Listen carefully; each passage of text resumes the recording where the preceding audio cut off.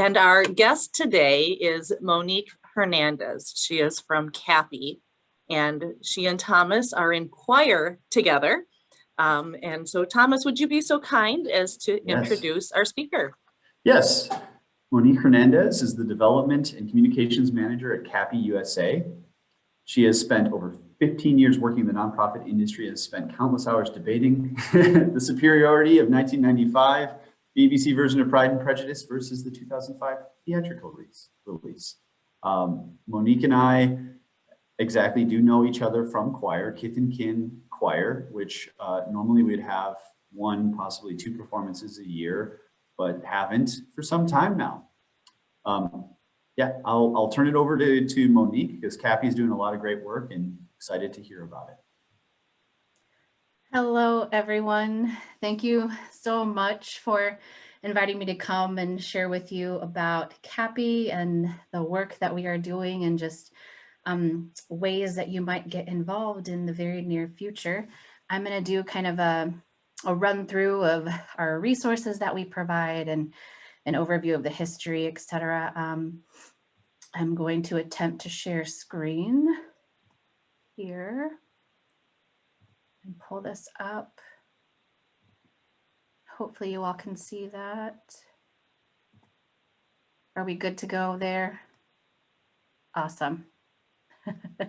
Okay, so yeah, CAPI USA. I titled this a couple of weeks ago, Caring for Communities in Crisis. And wow, that has what we've been doing over the last week.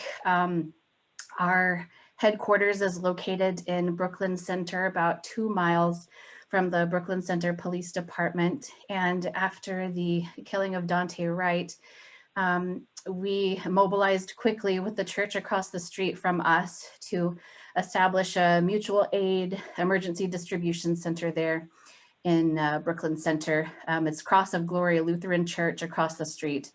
And within just a couple of days, we helped serve a little over 1,000 people. We had lines around the building pretty much every day that we were there. I don't know how much info you all know about the Brooklyn Center community. It's what's often referred to as a food desert. There are not a lot of grocery shopping options. There are not a lot of businesses there. And when the majority of those were boarded up, people could not find access to just basic needs resources. So we were able to collect diapers, canned goods, just laundry detergent. People just needed those items to continue life. And so we were able to do that. And we have a couple of distribution events this week. I'll get to those just a little later on. But I just wanted to start here with also some Cappy history. CAPI started in 1982, almost 40 years ago, as the Center for Asians and Pacific Islanders. We started as a food shelf for refugees coming over in the aftermath of the Vietnam War. And shortly after that, our services and our participants expanded and diversified greatly. And in 2008, we changed our name from Center for Asians and Pacific Islanders to CAPI USA, or we just go by CAPI now. So since we serve, we still do serve, 62% is predominantly from the Southeast Asian community, but we serve East, West African, Latinx, various communities of color. Basically, anyone that comes to CAPI, we help provide resources for them. We have 2 locations. One we call CAPI South, which is on East Lake Street, which is just a couple of blocks from the 3rd precinct, what used to be the 3rd precinct there. And this is our CEO, Ekta Prakash, standing in front of our CAPI South building there.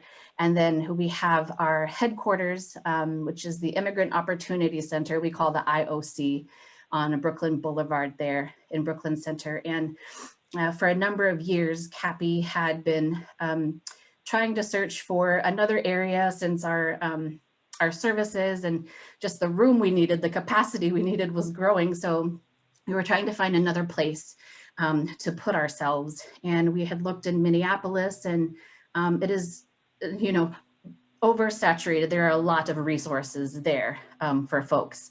However, in the Northwest suburbs, there aren't as many human services organizations, especially in Brooklyn Center. The immigrant population has more than tripled there over the last few years. So we made the strategic decision to plant ourselves there. So we do still have our East Lake Street building. We have about 5 staff that are there that work in our economic empowerment unit. And then the rest of us are based out of Brooklyn Center. And the majority of us, you know, we're all working from home except for our food shelf staff who've been there throughout the last year. So who we serve, just a few stats for you to kind of get a picture. 79% of our participants are in the immigrant refugee community, and 80% live at or below the federal poverty guidelines. Let's see, and then we have 3 basic pillars of service at CAPI: our basic needs programming, our economic empowerment unit, and then our civic engagement and public policy division. And so I just kind of wanted to go over with you what those entail. There's a lot of stuff that goes into these basic needs programming. It's kind of amazing to see how just a food shelf started and then all of a sudden it grew into this organization that is CAPI. So our basic needs programming, we have our culturally specific food shelf, which is still very integral to our organization. You know, over the last year, you know, typically we serve around 3,000 folks. And then last year that went to almost 13,000 with COVID. And we were only able to do that with grants and donations from folks and various organizations like U.S. Trading Company and Red Boat Fish Sauce. So folks that would boost our stores there as lines grew, and rice is one of the biggest things that is needed at our food shelf, and we just could not keep that there, and lines at various stores were around the building trying to get that. So thankfully for U.S. Trading Company, they donated around 1,000 pounds of rice for us last year, and this year too at the beginning of the year.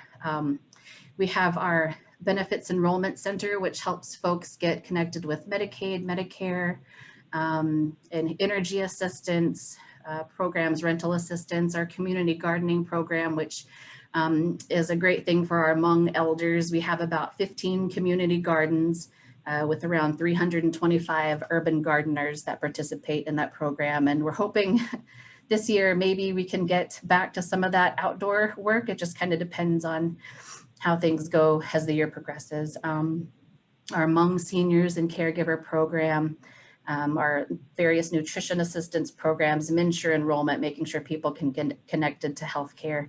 And then our COVID community coordination. So that started last year in partnership with Minnesota Department of Health. We have 3 staff, 2 that speak Hmong and 1 that speaks Lao and Thai. And a lot of their work last year was getting people connected to COVID testing resources. They were staffing various testing sites, doing language interpretation, doing outreach through our food shelf, for masks, hand sanitizer, all of that stuff. And this year has, of course, moved into the vaccination resources, getting people registered for the vaccine and trying to help people overcome those barriers they might have to being able to actually access getting a vaccine. Our economic empowerment unit, we have career pathways, which we have nursing assistant training, manufacturing, hand soldering, which all of those went online last year. And a number of our participants have never used computers before. They do not know technology, but it has been amazing to see them overcome those fears, those barriers. And like our friend Olu here, she graduated and is going into a nursing job in the near future. So we stick with folks as soon as they finish their exams. We then connect them to employment jobs. And, you know, employment and jobs, we don't just want to leave them hanging after they graduate from our program. So we stick with them and have partnerships with Fairview Health Clinics and other places to get people connected to employment to become economically independent. We do volunteer income tax assistance clinics. We're always looking for folks that have accounting backgrounds, anything like that. We did drop-off clinics last year and this year as well. And CAPI is a financial opportunity center, so we do one-on-one financial coaching for people. First-time home buyers can get connected to our home stretch workshops. So we have experts from the realty sectors, and we have bankers, home inspectors. You have all these questions as a first-time home buyer. We have no idea what goes into that. So we have these experts come and they're able to answer these questions for them. It's about an 8-hour workshop. We've broken it into 2 days now. We know that sitting in front of a computer is taxing, especially over the last year.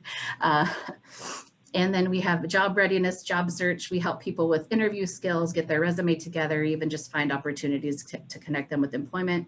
And the Minnesota Family Investment Program, which is another employment opportunity that helps people get childcare, transportation, everything they need to become self-sufficient in those areas.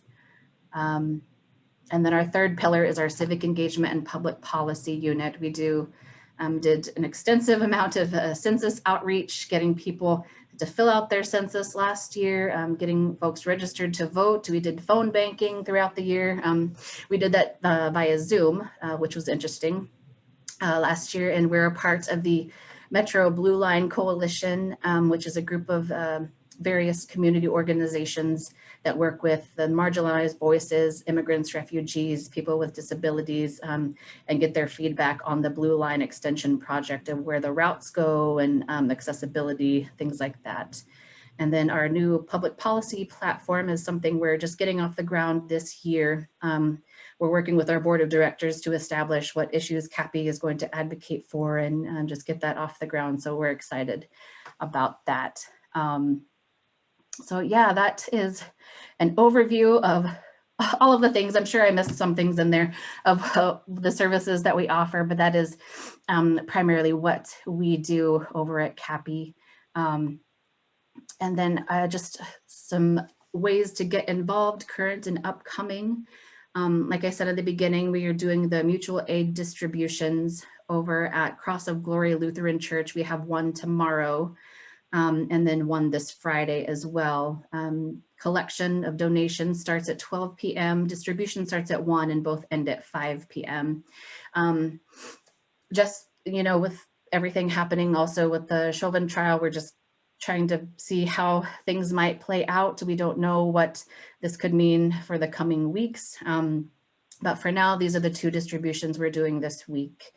And we're keeping all of our social media sites updated with current information and current needs, high priority items that folks are looking for. And then in the summer months, we have our fresh produce distribution, which happens the 2nd and 4th Fridays. We do that from our parking lot over in Brooklyn Center. Second Harvest Heartland partners with us to get all of this fresh produce, and we just distribute it in our parking lot to the community members who need it. And then also we have our Read in Color book drive that is coming up. CAPI, we're very excited to be a part of the Little Free Libraries Read in Color program. We got one of the very first boxes in the nation here, and then that is housed at our East Lake Street building. So the purpose of the Read in Color box is to hold books that give voice to those diverse perspectives in our neighborhoods and in our country. And so we're looking for books by BIPOC authors, LGBTQ authors, books touching on racism, social justice themes. We get a shipment of books from the Little Free Library about 3 or 4 times a year. And then as soon as we put books in there, they just fly off the tiny little shelves. So we were trying to get a store of books that we can keep stocked in there in our little box there. So if you're interested, you can contact me. I can give you more information on that. And yeah, and our ongoing opportunities. So just due to COVID, we really aren't able to have a lot of people in the building. So our main volunteer opportunity that we have would be at our food shelf. And we need folks there on a monthly basis. We're trying to gather some people to become a recurring volunteer. We have 2 staff there, and last year we had to, the food shelf used to be more like a grocery store. You could go in and pick the items that you needed, but due to COVID, we had to move to a curbside pickup model, and with 2 staff there, they're working to pre-box, pre-bag everything that we get out to folks and then get it to the curbs. So our volunteers come in to help unload, restock the shelves, bag items, take the carts out to the people waiting in the parking lot. So we're always looking for volunteers to help out there. And that's Monday through Thursday from 9 a.m. to 4 p.m.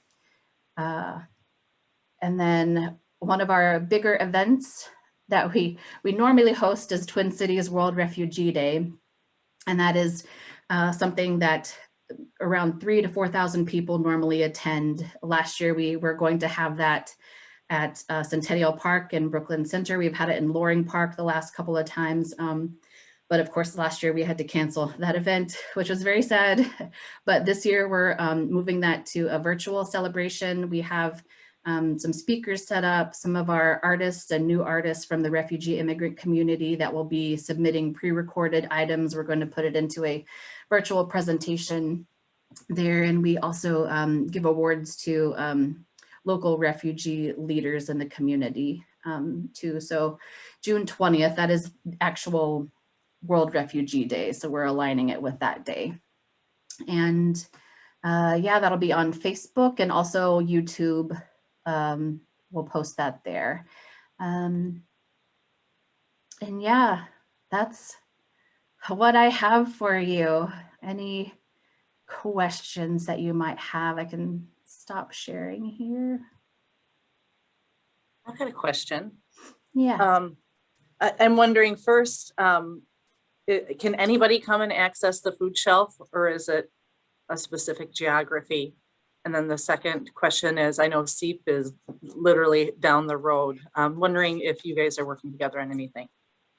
So yeah, the food shelf had been just client-based. And then last year, we opened it up to anyone who needs access to emergency assistance. So anybody that comes, we're not doing a formal intake process right now. We stopped that last year due to COVID. So eventually it will move back into that intake process, but it is open typically for emergency assistance too. So people can come once a month to grab food from there.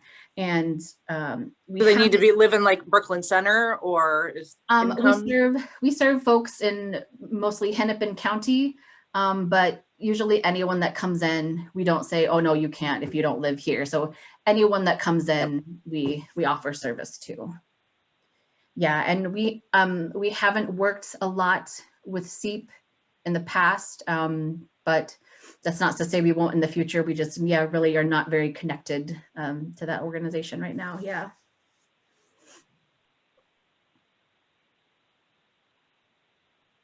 Go for it, Betsy. Hi, Monique. I had a couple of questions. Hi, yeah. Actually, a question and then a comment. Did I hear correctly that you guys are going to start a new advocacy element to CAPI? Is that what I was hearing? Yes. So we had one manager was overseeing our basic needs and civic engagement programs, and those are 2 very time intensive things. So we were able to hire a basic needs manager, and then Christina Doan, she moved over into our civic engagement and public policy area. So we're working with our board right now to develop those issues, those advocacy platforms that we're going to establish going forward. Yeah. And then will that change your tax status, or are you already a 501, is it C4 that does advocacy? I think we're 501c3. Okay. Mm-hmm. So there's a good deal of advocacy that can be done. You can't endorse a candidate. Yeah. But as far as issues, there's a ton that can be done. You just don't still under that umbrella. Yeah. Yep. Nice. There's good. a lot as a nonprofit you can do. Excellent. Yeah. And as far as our voter registration, all of that, it is just across the board. We just want to get people registered to vote. There is no pushing of candidates here and there. It's just, we want you to exercise your voice and the right you have to vote. So we just help people get registered on that front. Yeah. Absolutely. And then hearing about your libraries and books about characters of color and authors of color just made me think of some of the resources that we have available at Perpich. The Perpich Arts Library does have an incredible collection, and we periodically will put out lists of selected titles. And I'm going to pop some of those links in the chat just for your viewing pleasure, because there's different themes for different months. Last summer, our librarian put together BIPOC books featuring BIPOC women and girls. So that link is there. Titles by and about Latinx people, Native American Heritage Month selected titles, Black History Month selected titles, and then we just today published the list titles by and about Asian Americans. And so that might be kind of a nice a nice resource for you if you're thinking about titles that you might want either in the little library or available at your site, or to recommend to community members. That list was published today. Yeah, that's awesome. Thank you for that. Absolutely. And they're all available for free from the Perpich Library, but you could probably find them at your local libraries as well.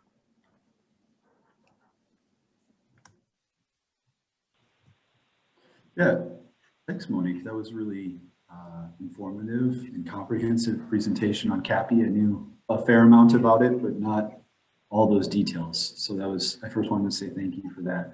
I'm curious what we can do to, I guess what's next for us, I suppose, as Rotarians, specifically if there's any sort of call to action. I know you mentioned a lot of different things ways that we can get involved, but what's sort of some of the biggest takeaways or most important things that you guys need help with right now? Yeah, definitely. As there's the model of service for you all, we always have those ongoing opportunities for service at our food shelf. That is probably one of the primary ways we are needing help right now, is just to make sure we have enough people there to be able to kind of alleviate some of that pressure for our two staff. We're looking to hire or get a Vista, an AmeriCorps Vista person to help come and work with our volunteer engagement program and to help us do more volunteer recruitment for that. But yeah, just with the last year of everything kind of ramping up and us needing to be able to get all of this stuff pre-boxed so we can get it out to the curb, the need for volunteers has grown significantly in our food shelf.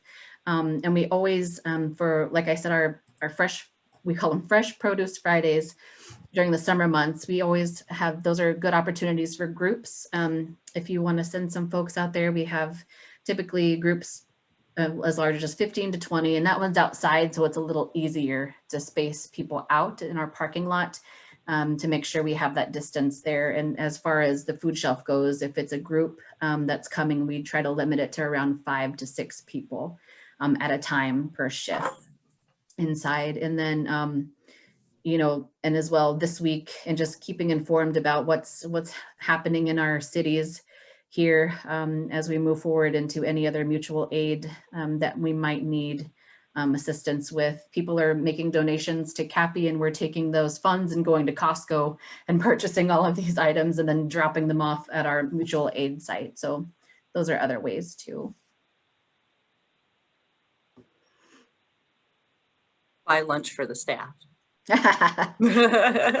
Well, never say no to coffee or lunch. Those are the coffee. I know last week, yeah, somebody brought in a carafe of caribou and there was a cheer that went up. Yes. I have a question. Monique, I went out to your website and it lists a lot of the refugees that I suspect you serve. And I'm just wondering, how do your constituents know about you? Do you do outreach, or is it word of mouth? Sure, we do loads of outreach and we get referrals from the county as well, but we do outreach. We have, our staff speaks over 15 different languages, so that is very helpful to be able to communicate with in language with the communities that we serve. So we have various networks and other nonprofits that we're connected to that we send out information to constantly about, these are the new programs we have, these are the resources that we have. We're connected with the City of Brooklyn Center and getting stuff in their newsletters and kind of updating them on programming. So yeah, there's a lot of outreach that's done by our staff and then by the county as well. Okay, thank you. They're really, really similar to PRISM, in that the staff, like the job is to know what are the other resources around. So like we totally know who CAPI is and what's going on. So we can give referrals to individuals or over the phone as well. It's not a sub, it's a whole network. Yeah. Network. Yeah. Good questions, you guys. Yeah, PRISM is really similar and this club does a lot with it. So yeah, curious to hear the questions. Julie. Just because CEAP had just come into I had just learned about it. My daughter-in-law had done a fundraiser for CEAP last week. And so then when I was reading about our speaker this week and then looked on the website, it sounds like there's some overlap between what CEAP does and what CAPI does. Can you speak to that? Do you work in tandem or? Yeah. Or? Like I said, we really haven't done a lot of work with CEAP in the past. But I know they do a lot of the, they have a large food distribution program as well. And primarily ours, we had our site on East Lake Street. We had a food shelf over at Sabathany in South Minneapolis. We had another location at North Point. So part of our reasoning for moving out to the Brooklyn Center area, despite, or on top of the immigrant population being so large, was to be able to bring together all of our services into the one building. Okay, so you haven't always been in Brooklyn Center. Your start was not Brooklyn Center. You just kind of moved there with your headquarters and obviously to expand your reach a little bit. So yeah, so you're more immigration focused where CEAP is a larger. The need is greater. Umbrella, but more focused on Brooklyn Center. The need is greater than the amount of resources we can provide. So while there's some overlap, it's to a huge need within the community. So I would suggest there needs to be even more that could be nestled in and would still have plenty of work to do. Yeah, and it's 2018 is when we moved to the Brooklands area. We moved out to the northwest suburbs there. But yeah, the need is definitely great in those areas. As I said before, it's just, there's just not a lot there. And we discovered that a good deal of the people that we served lived out in that area, and just to make it more accessible, especially those that have difficulties accessing transportation and trying to get the bus consistently, it just made more sense for us to be there where our people are, to prohibit those, barriers from popping up, so we can be just more accessible to them. Yeah. Did you guys do refugee resettlement at one point? I didn't hear it now, but. We did have refugee social services, refugee employment, and refugee resettlement. And then, the last few years has not been very kind to refugee populations. So there weren't as many folks coming in. So the funding is not there for those programs then. So we no longer had those specific programs, but we still serve those populations that are here. So yeah, and I think that's really interesting. That's another piece of conversation hearing on the news as this administration might increase the number of refugees allowed. The last administration cut it way back. And so programs like this closed all over the place. So to increase numbers, the system needs to get prepared. Right? Like this is something that was just kind of wiped out. And so if nonprofits are going to be providing these services, we need to be able to ramp up and build that infrastructure, because it all just poof went away with that decision. Yeah. And that to say, who knows what the next few years might look like if, the funding is back and the need is, has returned. We might delve into that again. And I know a new program for us, we just got a large grant, is to help with the homelessness side of things too. So we'll be hiring a housing assistant to help people find places to stay. So, yeah. Ryan? Yeah, Minneapolis is the home of the American Refugee Committee. And so I remember when I first started teaching many years ago, we saw the first Vietnamese and the first Laotians coming in. from the Vietnam War. And I was just curious to see what people on this call know about the American Refugee Committee and the role they're playing on Minnesotans helping refugees from around the world. Weren't they a presenter one time at Rotary? I have a fuzzy memory of learning. The American Refugee Committee? I don't remember. It could be. I but- wasn't a good student. Maybe that's all I can. Peggy, your mic is off.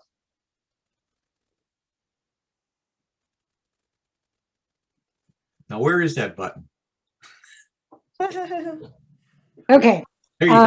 I can look it up. I keep a list of, excuse me, all the speakers going back over 10 years. So if we have had somebody from the American Refugee Committee, I guarantee you I'll have it on that. Did they change their name to Alight, Brian? Is that a different organization I'm thinking of? I'm not aware of that. Let's see, I was at the, oh, yes, they did. Yeah, it's a light now. You're correct. Yeah. I'm trying to look up the And- numbers. I used to. And yes, we did have a light. I'm sorry, Michelle. Oh, go ahead. We had a light sometime in the last 2 years. I mean, we were for sure at Brookview when a light spoke. I'm looking up, but I want to recall, I used to work in refugee resettlement a little bit at Neighborhood House. And so prior to the Trump administration, I think it was honestly like 120,000 refugees were allowed to come in as refugee status. And then I got knocked down to like 20, perhaps. I probably shouldn't say anything, but Now, well, you know, we've seen a large influx of Karen into the Twin Cities, and I wouldn't be surprised if we don't see more refugees out of Myanmar. yeah, I say they're on the news again right now. Yeah, it was that unrest that brought the Karen to Minnesota in the first place. So Minnesota's always been, for a long time, been a popular resettlement location. Kind of the quick history when we first really started taking in a lot of refugees, it's kind of interesting that the government sprinkled them around the United States. Like, right, we don't want to bunch too many people together or put too much stress on a city or something. But what they found is that, you know, you can sprinkle people around, but they're going to find each other, right? Because you want to find your people, your relatives, your family, and or communities that are similar. So when the Karen population needed resettlement, Minneapolis was an ideal place because of our large Hmong community. So we have been known as a place, and of course, large Somali refugees here in the Twin Cities. Interesting, like from Michigan, I'm from Michigan, and my mom who's in Kalamazoo came to visit, and they said, Hmong, what is Hmong? Like, no idea at all. Very different, I think, experience that we have being in the Twin Cities. Michelle, we did have Daniel Wordsworth in July of 2015. He's the president of the American Refugee Committee. Came and spoke then. And preceded 2015. before by Jamie Belden. So she's been coming for a long time. My memory might not be that bad, 2015. Huh. No, that's pretty darn good. Are there any other questions for Monique? Yeah, I have a question, Monique. Have you ever contacted or been contacted by the Rotary Club in your area? I don't know if it's just Brooklyn Center, but I don't know which one would be the nearest. There is one in Brooklyn Center. I had reached out to the president there. I think his name was Matt. I'm assuming that is still him. He was there last year. And we'd had some discussions, and then COVID hit and everything kind of just changed, and we hadn't been able to connect since then. But I know we had a relationship with the Rotary in Minneapolis. Lou Burdick was one of our folks that we had there. And then, yeah, at Brooklyn Center Rotary, we've been trying to get reconnected to them through the last few months. Yeah. Well, that's great, because I would think that they would be very interested in what you're doing. You're in their backyard. Yeah. Yes. That is our hope, reconnection there. So yeah. Well, thank you so much for joining us. Really do appreciate it. And being in the nonprofit sector myself, I'm a little bit biased, but you are wonderful in all the work that you do. Thank you so much. And especially during this time of crisis, just encourage everybody, make a donation, right? I mean, we're all busting our tails trying to turn ourselves inside out, and could be needed even more in the coming hours or days. So thank you, Cappy, for what you do. Thank you all. Thanks again for letting me be here with you. Welcome anytime. Our meetings are Tuesday at noon, and we'd love to have you tune in whenever you're available. Awesome. Great. In closing, we are going to recite not the Pledge of Allegiance, though we did do that earlier. We are going to recite the four-way test of the things that we think, say, and do as Rotarians. First, is it the truth? Second, is it fair to all concerned? Third, will it build goodwill and better friendships? Fourth, will it be beneficial to all concerned? That concludes today's Golden Valley Rotary meeting. Thank you, everybody. And thank Have a you, good week. Thomas. Thank you, Thomas, for giving us wonderful speaker recommendations. Yes. Oh, he's gone. Highway cleanup next week, no noon meeting. Yes, thank you. That's good to clarify. Maybe I'll send a meeting request of nothing. Nothing confusing about that, right? Right. Bye. All right. Thanks, everybody. Bye-bye. Bye-bye.